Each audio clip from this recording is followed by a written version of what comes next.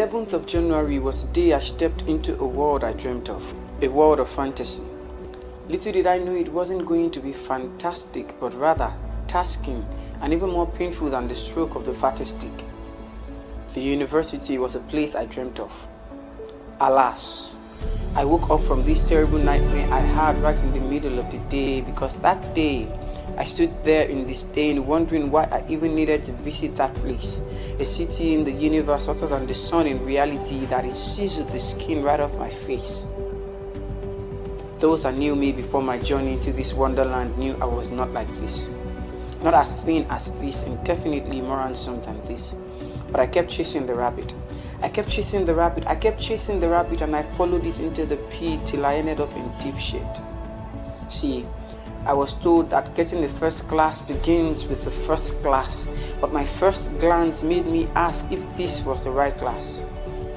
I saw numbers checking their shapes as they were eloquently and fabulously dressed in grades that revealed to me that I might just not be good enough for this class. I failed brilliantly, intelligently naive of the courses. Of course, I knew my courses, but I was categorized as one of the dunces. Yet I'd gather forces and step out as a light to reflect the image of a believer, employing words of motivation that urges, inspiring those with similar cases not to be bound by these cages, but at night I'd cry my eyes out in dark places. Well, the same could not be said of Richard, who became a bootleg trapeze for those that shifted his sexual radius, men and women in distinguished arts.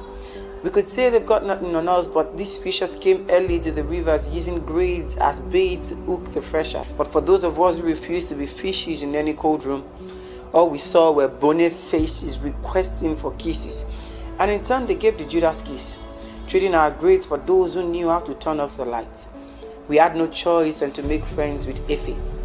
I mean Efe the Efe, because in the end our results always spelled out his name. E-F-E-D-E.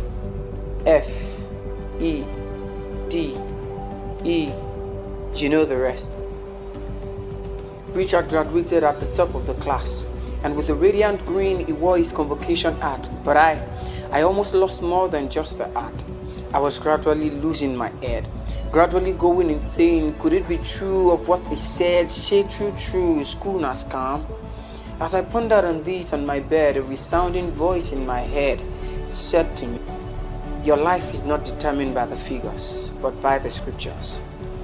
See, this poem is no warranty for mediocrity, but it is to tell you that success is not in the digits, not in the total amount in your bank statement, nor the number of likes, shares, tags, and followers you've got.